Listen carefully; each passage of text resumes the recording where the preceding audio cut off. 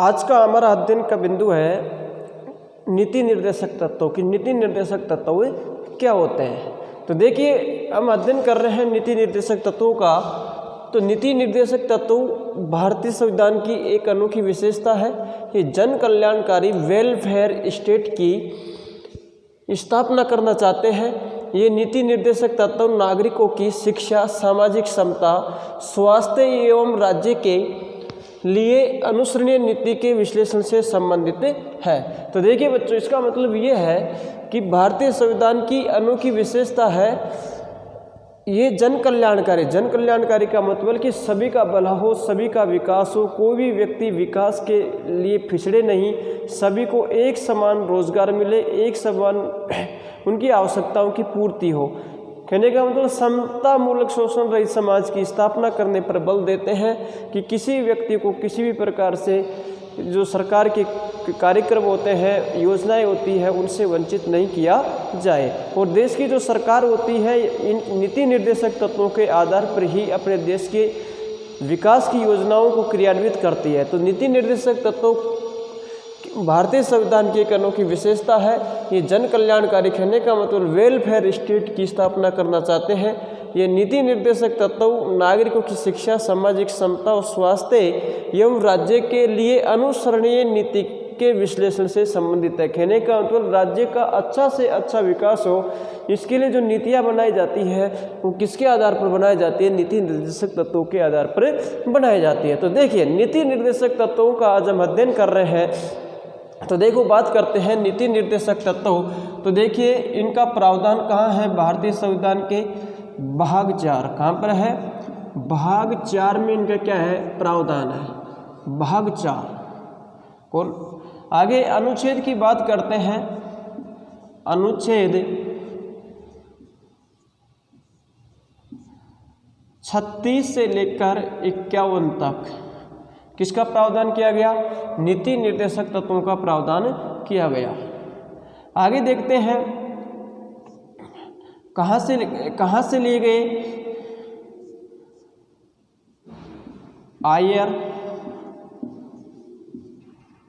Ireland के संविधान से। कहाँ से लिए गए? आयरलैंड के संविधान से लिए गए। इनका उद्देश्य क्या है? उद्देश्य लोक कल्याणकारी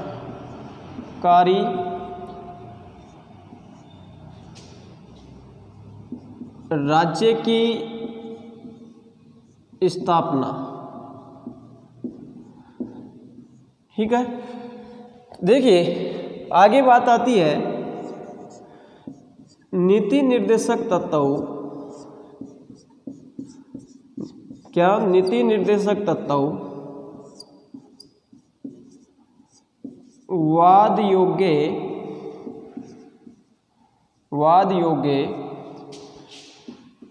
नहीं होते हैं। नीति निर्देशक तत्व वाद योग्य नहीं होते हैं।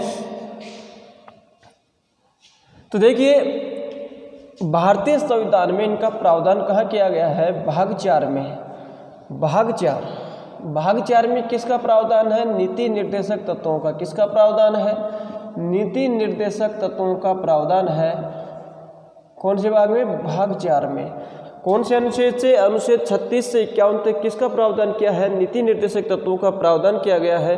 कहाँ से लिए गए? आयरलैंड के संविधान से लिए गए। और इन नीति निर्देशक तत्वों का भारतीय संविधान में स्थान देने का जो उद्देश्य रहा संविधान निर्माताओं का, वो क्या था? लोक कल्याणकारी राज्य की स्थापना करना। और सबसे बड़ी बात यह है कि नीति निर्देशक तत्व बेटा क्या नहीं होते? वाद योग्य नहीं होते हैं।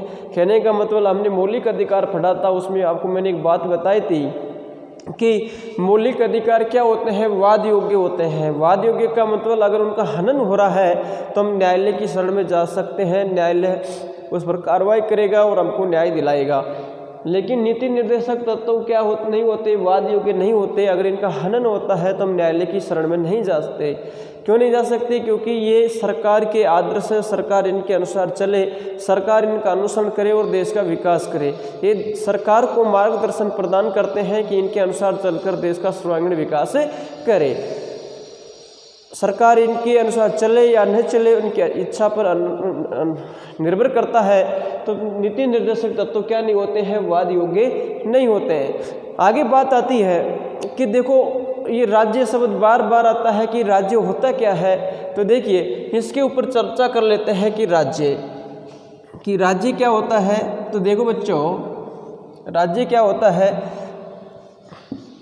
राज्य क्या है? क्या पढ़ रहे हैं? राज्य क्या है? तो देखिए राज्य क्या है? तो जिसके पास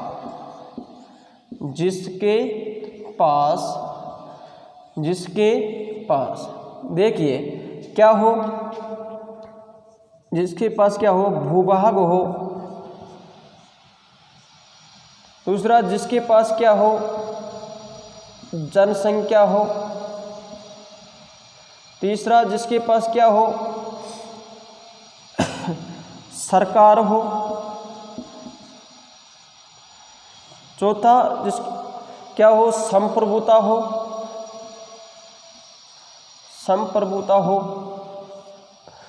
राज्य क्या होता है? जिसके पास भूभाग हो, कहने का मतलब एक निश्चित क्षेत्र हो कि यहाँ से ये क्षेत्र होगा, ये देश होगा और उसके अंदर जनसंख्या निवास करती हो और उस जनसंख्या पर शासन चलाने के लिए एक सरकार हो और सरकार को क्या प्राप्त हो, संप्रभुता मतलब शासन की स्रोत शक्ति प्राप्त हो। किसको प्राप्त हो? सरकार को। इसे क्या कहा जाता है? राज्य कहा जाता है। तो देखिए आगे हम बात करेंगे कि कल्याणकारी राज्य कौन सा होता है। आज हमारा जो सबसे इम्पोर्टेंट बिंदु है, कल्याणकारी राज्य कौन सा होता है। तो देखिए कल्याणकारी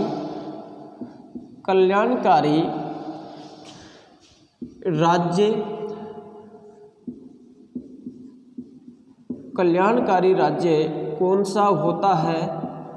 तो देखो कल्याणकारी का मतलब कि ऐसा राज्य जिसमें क्या हो, सबका भला हो, ऐसा राज्य कौन सा होता है, इसके ऊपर बात कर रहे हैं कि देखो तो कल्याणकारी राज्य कौन सा होता है।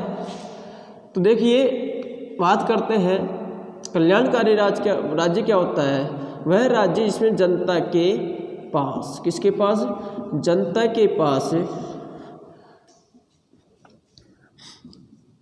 उत्पादन के साधन उपलब्ध हो, किसी भी व्यक्ति के साथ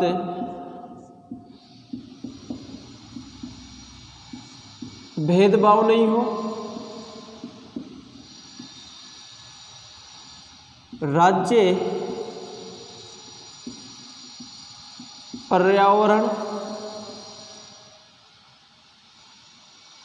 पर्यावरण जीव जंतुओं की सुरक्षा करे, उत्पादन के साधन उपलब्ध हो, किसी भी व्यक्ति के साथ भेदभाव नहीं हो, राज्य पर्यावरण जीव जंतुओं की सुरक्षा करे। इसे क्या कहा जाता है?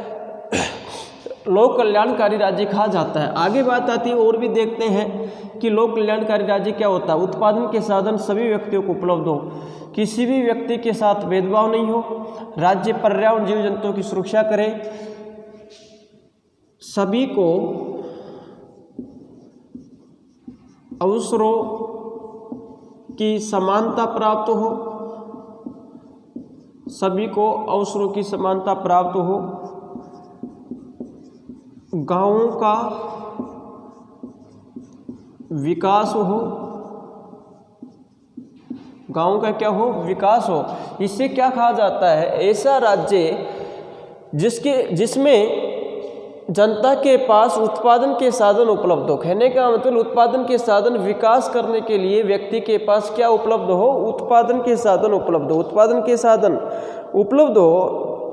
उत्पादन का मतलब पूंजी, साहस, श्रम, जो उत्पादन विकास करने के लिए जो आवश्यक वस्तुएं होती है वो उपलब्ध हो जनता के पास, सभी के साथ, सभी को उपलब्ध हो। उत्पादन के साधन सभी को क्या हो? उपलब्ध रहे।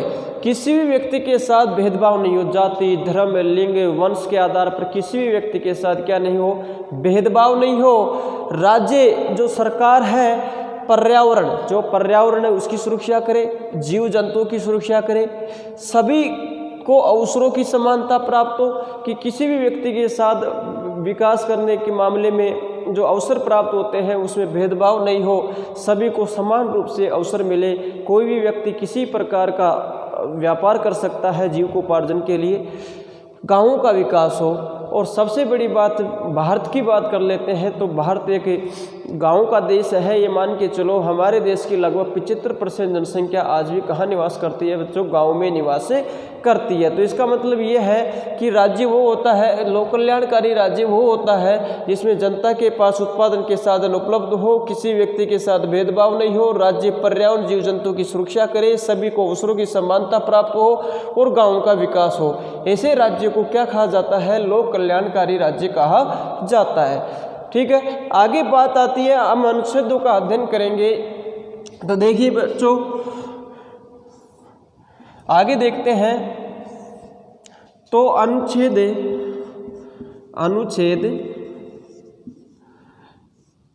36 में क्या है? राज्य की परिभाषा। अनुच्छेद 36 में क्या है? राज्य की परिभाषा। अनुच्छेद 36 में क्या है? राज्य की परिभाषा है। अनुच्छेद 36 में क्या है? राज्य की परिभाषा है। अनुच्छेद 36 में क्या है? राज्य की परिभाषा। क्या कि राज्य क्या है? जिसके पास क्या हो? भूभाग हो, जनसंख्या हो, सरकार हो, संप्रभुता हो, इसे क्या कहा जाता है? राज्य कहा जाता है। क्या कहा जाता है? राज्य कहा जाता है। आगे देखिए, मैंने आपको बात बताई थी कि अनुच्छेद 12 जो मौलिक अधिकारों में पढ़ाया था उसमें भी क्या है? राज्य की परिभाषा है कि राज्य क्या होता है? तो राज्य ये होता है जिसके पास भूभाग हो, जनसंख्या हो, सरकार हो, संप्रभुता हो। तो देखिए आगे हम बात करते हैं अनुच्छेद 36 की। वो अनुच्छेद 36 में राज्य की परिभाषा है। अगला अनुच्छेद हमारा आता है 37। कौन से नंबर का? अनुच्छेद नंबर 37 है। इसमें क्या है? देखिए, तो इसमें है, देखो ध्यान से सुनना है, राज्य कानून, नीति बनाते समय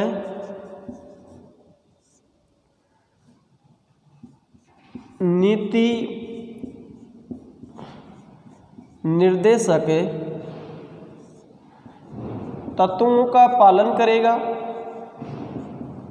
तत्वों का पालन करेगा।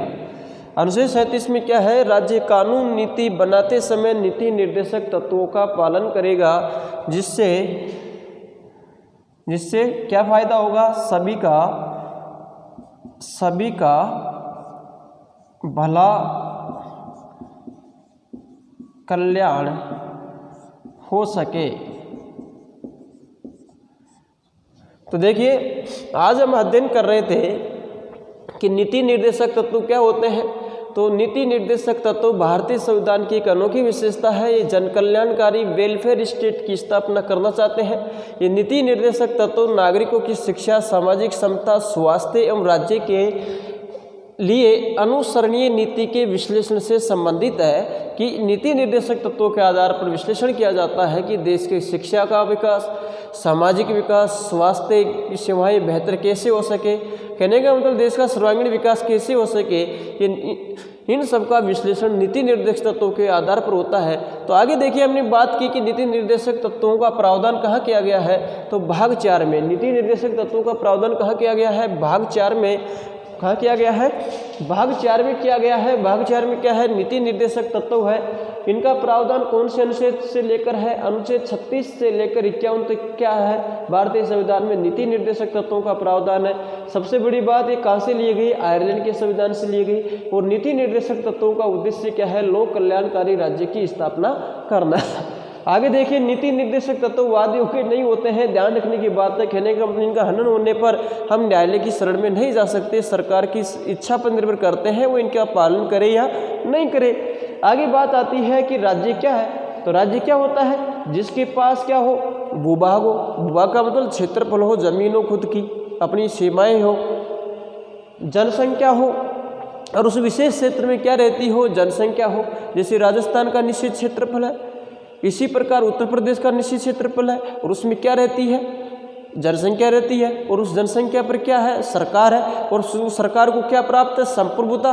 संप्रभुता मतलब शासन की सर्वोच्च शक्ति। तो राज्य क्या होता है, जिसके पास भूभाग हो, जनसंख्या हो, सरकार हो, संप्रभुता हो, इसे क्या कहा जाता है, राज्य कहा जाता है। देखिए आगे बात आती है, कल्याणकारी राज्य कौन सा होता है, कहने का मतलब लोक कल्याणकारी राज्य कौन सा होता है। तो देखिए, लोक कल्याणकारी राज्य कौन सा होता है, जनता के पास क्या उपलब्ध हो, उत्पादन के साधन उपलब्ध हो, किसी व्यक्ति के साथ भेदभाव नहीं हो, राज्य पर्यावरण जीव जंतु की सुरक्षा करे, सभी को अवसरों की समानता प्राप्त हो, गांवों का विकास हो, ऐसे राज्य को क्या कहा जाता है, लोक कल्याणकारी राज्य कहा जाता है। आगे बात की हमने अनुच्छेद 36 क्या है, तो राज्य की परिभाषा। अनुच्छेद 36 में क्या है, राज्य की परिभाषा है। अनुच्छेद 36 में किसकी परिभाषा है, राज्य की परिभाषा है। आगे बात आती है अनुच्छेद 37 में क्या है, राज्य कानून नीति बनाते समय नीति निर्देशक तत्वों का पालन करेगा। कहने का मतलब कोई भी कानून बनाए, कोई भी योजना बनाए, कोई भी देश के विकास से संबंधित नीति बनाए तो नीति निर्देशक तत्वों के अनुसार बनाएगा, और सभी जिससे क्या हो सकेगा, सभी का भला हो सकेगा, कल्याण हो सकेगा। तो ये आज का हमारा अध्ययन का बिंदु रहा। कल की आगे की चर्चा कल की क्लास में करेंगे।